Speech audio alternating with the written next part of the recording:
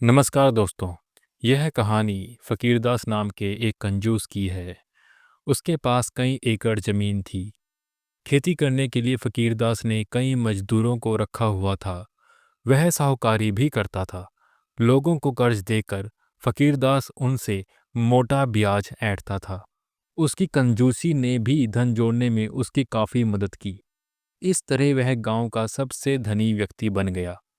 फकीरदास के लिए सिक्कों की खनखनाहट दुनिया की सबसे मधुर आवाज थी। रात में वह अपने बिस्तर पर काले रंग का एक संदूक लेकर बैठता, जिसमें वह दिन भर की कमाई रखता था। सोने से पहले सारे धन की गिनती करे बिना तो उसे नींद ही नहीं आती थी। फकीरदास के यहाँ एक मजदूर काम करता था। उसका नाम था सुखिया। उसका परिवार फकीरदास से मिलने वाली रोज की मजदूरी पर ही अपना पेट भरता था। लालची फकीरदास जेब से कभी रुपया निकालकर खुश नहीं था। पैसे ना खर्च करने के लिए वह बहाने बनाता रहता। एक बार फकीरदास ने सुखिया को कई दिनों की मजदूरी नहीं दी। उसकी पत्नी और 5 बच्चों को भूखों मरने की नौबत आ गई। सुखिया दौड़ा दौड़ा फकीर के पास पहुंचा और हाथ जोड़कर गिड़गिड़ाने लगा, मालिक, कृपया मेरी मजदूरी तो दे दो, वरना मेरे बच्चे मर जाएंगे। कल आना कल, अभी कुछ नहीं दे सकता। हिसाब किताब करना बाकी है। तुम्हारी पूरी मजदूरी निकालूंगा तभी तो दे पाऊंगा, कम तो दूंगा नहीं, फकीरदास ने कहा और हाथ हिलाते हुए बाहर का रास्ता दिखा दिया। मालिक, मैं हाथ जोड़ता हूँ, मुझे केवल एक दिन का मेहनताना दे दीजिए ताकि मेरे बच्चे अभी अपना पेट भर सके, सुखिया गिड़गिड़ाया। अरे कहा ना, कल आना। मेरे पास यही काम रह गया है क्या? बंद करो ये रोना धोना, जाओ यहाँ से, कहकर फकीर वहां से चला गया। इसके बाद वह सीधे अपने पुराने नौकर के पास जा पहुंचा और बोला, मुझे पता चला है कि कुछ जंगली सूअर मेरी फसल को खराब कर रहे हैं। खेतों की निगरानी के लिए मुझे आज रात जंगल जाना होगा। नौकर ने कहा, मालिक, किसी को साथ ले जाना, रात में अकेले जाना ठीक नहीं। मूर्ख हो तुम, किसी को साथ ले गया तो उसे मेहनताना नहीं देना पड़ेगा। चिंता मत करो, मैं किसी ऊंचे से पेड़ पर मचान बनाकर बैठूंगा। आधी रात हो चुकी थी। फकीरदास बरगद के पेड़ पर बनाई हुई मचान पर बैठा था। घुप अंधेरा था और तरह तरह के जीवों की आवाजें आ रही थी। फकीर ने देखा कि बरगद के पेड़ के नीचे एक और अचानक हल्का सा प्रकाश बिखरने लगा है। उस रोशनी में ना जाने कहां से एक ईश्वरीय आभा बनने लगी। फकीर अपनी आंखों पर विश्वास नहीं कर पा रहा था। ये सृष्टि के रचयिता भगवान ब्रह्मा थे, जो एक मंच पर विराजमान थे। देखते ही देखते उनके सामने 3 पुरुष भी प्रकट हो गए। ब्रह्मा जी ने कहा, एक माह बाद, आज पूर्णिमा की रात, हम फिर यहाँ एकत्र हुए हैं। अब आप मुझे अपने अपने क्षेत्र के विकास से अवगत कराएं। स्वर्गदूत, पहले आप कहिए, स्वर्गलोक का क्या समाचार है? सब कुशल है ब्रह्मदेव, सभी प्रसन्न है। उसमें से एक पुरुष बोला, शुभ समाचार है, अति उत्तम। नरकदूत, अब आप बताइए, नरकलोक में कैसा चल रहा है? ब्रह्मा जी ने वहीं बैठे दूसरे पुरुष से पूछा। कुछ विशेष नहीं है ब्रह्मदेव। नरकवासी अपने पापों का प्रायश्चित कर जल्द से जल्द वहां से छुटकारा पाने की प्रतीक्षा कर रहे हैं।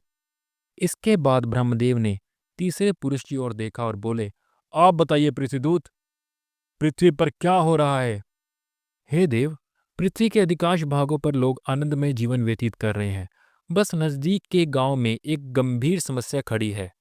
वह गांव फकीरदास नाम के एक निर्दयी व्यक्ति के दुर्व्यवहार और कुकर्मों से प्रताड़ित है। अब उसके यहाँ काम करने वाले मजदूर सुखिया को ही ले लीजिए। 1 सप्ताह हो चुका है। लालची फकीर ने अब तक सुखिया को उसका मेहनताना नहीं दिया है। उसका परिवार भूख से तड़प रहा है। पृथ्वीदूत, यह तो बहुत दुखद है। तुम यह थैला ले लो, इसमें सोने के सिक्के भरे हैं। कल रात इन सिक्कों को सुखिया की झोंपड़ी की छत से बरसा देना। ये सिक्के उस निर्धन श्रमिकों की हर जरूरत को पूरा करेंगे। इन शब्दों के साथ ब्रह्मदेव ने पृथ्वीदूत को एक थैला थमा दिया। कुछ ही पलों में सब अंतर्ध्यान हो गए और वहीं अंधेरा छा गया। फकीरदास घर की ओर दौड़ पड़ा। सुबह सुबह उसने सुखिया को बुलावा भेजा। सुखिया, मुझे क्षमा करो, कल मैंने तुम्हारी एक ना सुनी। ये लो अपने 7 दिन का मेहनताना। अच्छा, तुमसे एक आग्रह करना था। आग्रह नहीं, आप आदेश कीजिए मालिक, सुखिया ने कहा। फकीरदास के आचरण में अचानक आए इस बदलाव से वह हैरान था। सालों बीत गए इस आलीशान घर में रहते, इस ऐशो आराम से अब मन भर चुका है। मैंने तय किया है कि अब मैं साधारण जीवन बिताऊंगा, पूजा पाठ को अपनी जीवन शैली का हिस्सा बनाऊंगा। एक काम करो, तुम मेरे घर में रह लो, मैं तुम्हारी झोंपड़ी को अपना घर बना लेता हूँ। लेकिन मालिक, एक गरीब की झोंपड़ी में अब कैसे रह पाएंगे? मेरी चिंता मत करो भाई, प्रभु नाम भजूंगा और रह लूंगा। मुंह खड़ा सुखिया मालिक से कुछ ना कह सका। कुछ ही देर में फकीरदास सुखिया के घर पहुंच गया और सुखिया अपने परिवार को लेकर फकीरदास के शानदार मकान में। फकीरदास बड़ी बेसब्री से रात का इंतजार करने लगा। पृथ्वीदूत की प्रतीक्षा किए बिना ही फकीरदास झोंपड़ी की छत पर चढ़ गया और उसने छप्पर में एक बड़ा सा छेद कर दिया। अब पृथ्वीदूत को सिक्के गिराने में परेशानी नहीं होगी, उसने ऐसा सोचा। समय बीतता गया, सुबह हो गई, लेकिन ब्रह्मा जी के दूत या सोने के सिक्कों की कोई खबर नहीं थी। पृथ्वीदूत व्यस्त होंगे, सभी धरतीवासियों का दायित्व तो सिर्फ उन पर जो है। हो सकता है सुखिया के लिए वह समय ना निकाल पाए हो, फकीर ने सोचा। फकीरदास हर रात पृथ्वीदूत का इंतजार करने लगा। उसे उम्मीद थी कि झोंपड़ी में एक ना एक दिन सिक्कों की बरसात जरूर होगी और वह सबसे धनवान बनेगा। ऐसा करते करते अगली पूर्णिमा आ गई। देवताओं की बातचीत सुनने फकीरदास दोबारा जाकर मचान पर बैठ गया। आखिर पृथ्वीदूत ने ब्रह्मा जी के निर्देशों का पालन क्यों नहीं किया? आधी रात के बाद ब्रह्मा जी तीनों दूतों के साथ प्रकट हुए। स्वर्ग और नरक की जानकारी लेने के बाद ब्रह्मा जी ने पृथ्वीदूत से पूछा, पृथ्वीदूत, क्या तुमने सुखिया के घर सोने के सिक्के पहुंचा दिए? क्षमा कीजिए ब्रह्मदेव, आपके आदेश का पालन करने के लिए मैं कई बार सुखिया की झोंपड़ी पर गया, लेकिन जब मैंने नीचे झांका तो मैंने देखा सुखिया नहीं, फकीरदास बैठा है और वह ऊपर नजरें गड़ाए हुए है। मैं अदृश्य था, इसलिए उसे दिखाई नहीं दिया। सुखिया की झोंपड़ी में फकीरदास, तो सुखिया कहाँ है? ब्रह्मा जी ने पूछा। मैं दुविधा में पड़ गया ब्रह्मदेव। इसके बाद मैंने सुखिया को ढूंढा।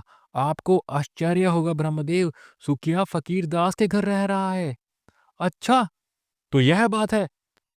फकीरदास को हमारी योजना की जानकारी मिल गई, तभी उसने सोने के सिक्कों के लालच में सुखिया को अपने घर भेज दिया और स्वयं दीनहीन झोंपड़ी में डेरा जमाए हुए है। फकीरदास स्वयं को बहुत चतुर समझता है, लेकिन तुम्हारी समझदारी की प्रशंसा करनी होगी पृथ्वीदूत। यह बताओ, सुखिया का क्या हाल है? हे ब्रह्मदेव, सुखिया आरामदायक जीवन व्यतीत कर रहा है। फकीरदास के पूरे मकान में अकेले ना रहकर वह अपने परिवार के साथ केवल एक ही कमरे में रह रहा है। शेष बचे कमरों में सुखिया ने कुछ बेघर परिवारों को आश्रय दिया है। फकीर के इस भव्य महल में एक विशाल बगीचा है जो अब तक खाली पड़ा था। सुखिया ने इसमें सब्जियां लगाई है जिन्हें बेचकर वह परिवार का भरण पोषण करता है। अद्भुत! सुखिया ने सिद्ध कर दिया कि वह कितना महान व्यक्ति है। वह मिल बांट कर खाना जानता है। दूसरी ओर वह लालची और क्रूर फकीरदास है जो अपने स्वार्थ के लिए किसी भी हद तक जा सकता है। उसके जैसे मनुष्य की रचना कर मुझे लज्जा आती है, ब्रह्मदेव ने कहा। इतना सुनने की देर थी कि मचान पर बैठा फकीरदास आत्मग्लानि और पश्चाताप से भर गया। वह तुरंत मचान से उतरा और ब्रह्मा जी के चरणों में गिरकर बोला, हे ब्रह्मदेव, मैं ही हूँ वह नीच मनुष्य फकीर। क्षमा करो ब्रह्मदेव, क्षमा करो। मैंने बहुत पाप किए हैं। सुखिया के परोपकारों ने मेरी आंखें खोल दी। मैं अपने पापों का प्रायश्चित किस तरह करूं? अपराध का बोध होना प्रायश्चित की ओर पहला कदम है। निर्णय तुम्हें लेना है। इतना कहकर ब्रह्मा जी तीनों दूतों के साथ अंतर्ध्यान हो गए।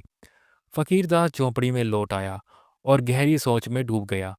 अगले दिन उसने अपना सारा धन निर्धनों में बांट दिया और सदा के लिए गांव छोड़कर पुरुषोत्तम क्षेत्र, पुरी का पुराना नाम, के लिए चल पड़ा। फकीरदास ने अपना शेष जीवन भगवान जगन्नाथ के चरणों में बिताया। धन्यवाद दोस्तों।